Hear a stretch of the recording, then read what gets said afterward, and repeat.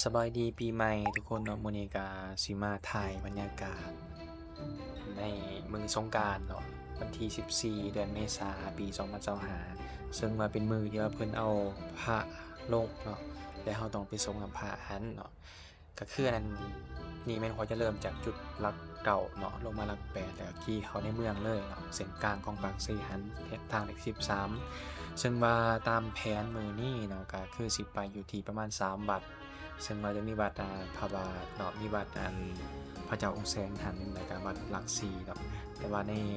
ระยะเวลาที่ว่าไปก็คือได้แวะวัดหนึ่งอยู่เขตเมื่อบาทหอยปูถัดเนาะบ่จือชื่อว่าวัดหยังเนาะ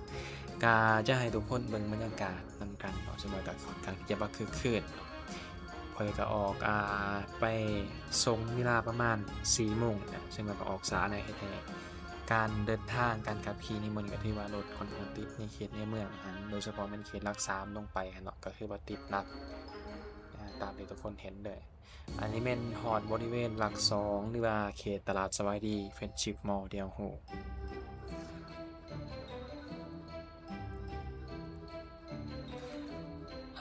ตามที่เห็นเนาะก็คือในช่วงปีใหม่นี่ก็จะมีบูธเบียร์ของเบียร์ลาวเนาะอยู่ที่สนามกีฬาหลัก2หั้นเนาะก็สิมีวัยรุ่นมีหลายๆคนเนาะวัยหนุ่มเนี่ยเขาจะมาเที่ยวมาหยังกันเนาะนี่เคสนี้เนาะจุดนี้ซึ่งว่าข้อยก็บ่ได้ไปเนาะเพราะว่าบ่ค่อยมักกินเบียร์อยู่แล้วโอเคเนาะก็คึกคืนเนาะถือว่าคึกคืนมื้อนี้บรรยากาศก็ดีท้องฟ้าแจ่มใสมีทั้งนักท่องเที่ยวทั้งภายในและต่างประเทศมาเที่ยวก็เนื่องจากว่าในโอกาสปีใหม่เนาะเดินทางทุกเขตทุกแขวงเราให้ทุกคนระมัดระวังเพราะว่ามีคนกินลืมมีคนสังสรรค์แน่นอนต้องมีคนเมาคนหยังเนาะเราก็ต้องคอยไปคอยมาทั้งไผที่ว่าแบบรู้สึกว่าตัวเองแบบเกินลิมิตบ่ไหวก็อาจจะให้หมู่ไปส่งบ่หรือว่าคอยไปคอยมาให้ทุกคนระมัดระวังมันซะในช่วงปีใหม่ให้ปลอดภัยเบิดซุผู้ซุคน เข้ามานี่ก็ฮอดบริเวณหลัก2ลงไปนี่แฮ่งหนักเนาะรถติดอันนี้บริเวณหน้าวัดจีนเนาะซึ่งว่ามันก็ติดอยู่บริเวณนี้ก็เกือบครึ่งชั่วโมงบริเวณหน้าวัดจีนไปหาอันนั้นวัดพระบาททันเนาะซึ่งว่ามีคนดินหลายแล้วก็รถเข้าไปในเมืองนี่ก็หลาย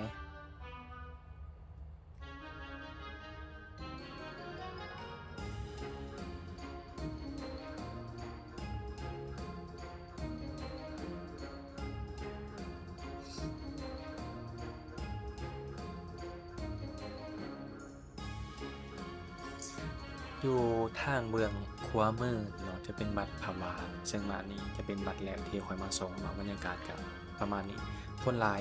อันนี้เป็นวัดที่ว่าอยู่ใจกลางเมืองหลังจากที่ว่าทรงพระอยู่วัดพระบาทแล้วเนาะวิทย์จากอันนั้นจุดชุมชนแล้วก็ออกมาเขตบ้านห้วยปูนเนาะอันนี้เป็นวัดที่2เนาะแต่ว่าพระตัวนี้เป็นบรรยากาศที่ว่าทรงแล้ว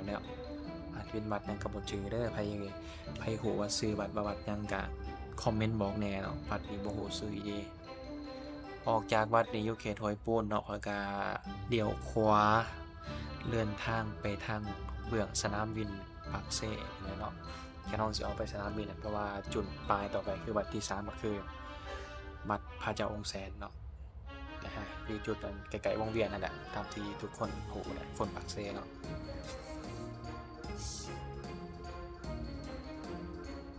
หนีเฮาฮอดจุดวงเวียนขันธ์เนาะใกล้สิฮอดละซึ่งมันจะมีวัดพระเจ้าองค์แสนอยู่ทางเบื้องซ้ายมือหันที่ว่าคนจอดรถได้หลายเนาะซึ่งเบิ่งตามรถแล้วก็จุดนี้ก็คือสิบ่สามารถข้ามไปจอดได้เนาะก็เลยว่า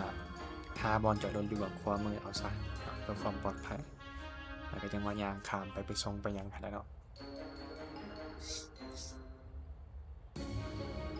อันนี้บรรยากาศหน้าวัดเนาะสิประมาณนี้ นี่ครับมาส่งอันนี้เป็นองค์พระเจ้าองค์แสนเด้อนี่เด้อสาธุเนาะขอให้ทุกคนที่เข้ามาเบิ่งนี่มีสุขภาพแข็งแรงเนาะร่ำรวย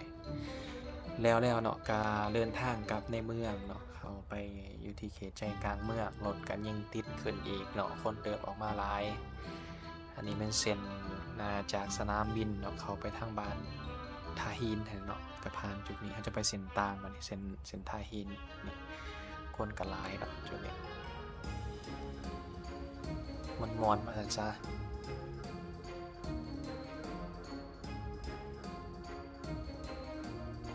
นี่กายทางเข้าวัดคันเกิงไปเนาะก็เป็นบ้านทาหินเนี่ย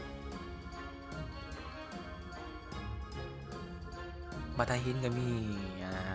ซิกเนเจอร์คือมีทาหินเนาะและที่ทุกคนฮู้น่ะ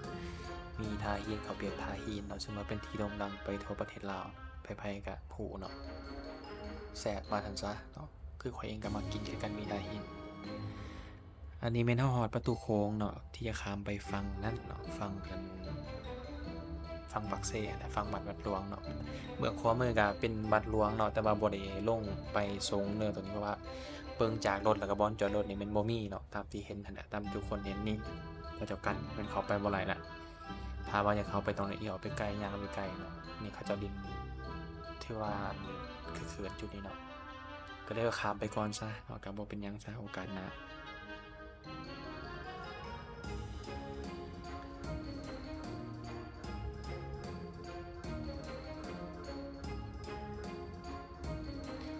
อันนี้เป็นจุดบ้านท่าหลวงเนาะบ้านท่าหลวงก็คือเป็นบ้านใจกลางเขตตัวเมืองเก่าฮะก็สิประมาณนี้เป็นตึกเก่าตึกใหม่ปนกันไปชุมชนหนาแน่นเนาะเพื่อนติดกันบ่ค่อยมีพื้นที่ส่วนส่วนใหญ่จะเป็นเขาเจ้าจะค้าขายเนาะบ้านเฮ็ดนี่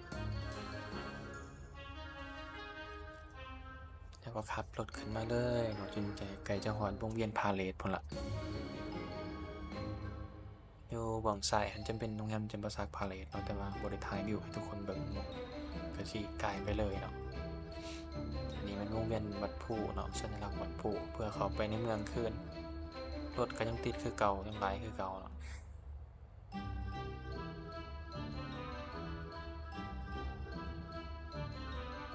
ซ้ายมือเป็นวัดพระบาทที่ว่าข่อยไปส่งอันนั้นวัดแรกอันนั้นเมื่อกี้เนาะก็ยังรถ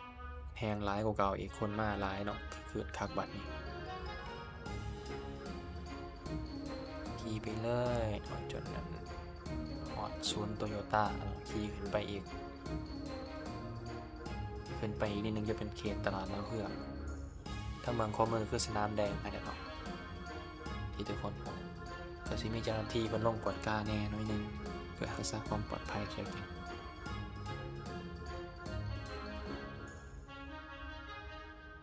อันนี้มันเขตอันตลาดดาวเฮืองเนาะแต่ว่าเขาเลี้ยวขวาไปเนาะเขตนี้คือมันเป็นเขตจุดซุมเขตใจกลางของปากเซ่เนาะบรรยากาศนี่ก็ที่ว่าเจริญเนาะคล้ายๆกับนครหลวงเลยปีใหม่ปีนี้ก็3มื้อกัน14 15 16บ่ตามที่จื้อนะแต่ว่าคือข้อยเองก็น่าจะบ่ได้ดินหลายปานนั้นเนาะได้แต่ชมพระแล้วก็พักผ่อนแล้วกันนั้นบ่ได้ไปไสไผที่ดินก็ระมัดระวังเนาะเดินทางก็ประมาณนั้นเนาะสำหรับคลิปวิดีโอนี้ก็เนื่องในโอกาสปีใหม่ก็ขอให้ทุกคนน่ะมีโชคมีชัยเนาะสุขภาพแข็งแรงกันสุขทุกคนฝากกดติดตามกด Subscribe เนาะนะครับเป็นกำลังใจให้ทางช่องเด้อเนาะครับเป็นอันนั้นมือเก่าเนาะแต่ว่าเงื่อนไขในการสร้างรายได้ก็ยังบ่ทันผ่านเด้อเนาะก็ฝากตัวกับทุกคนเนาะขอบใจหลายๆสบายดีปีใหม่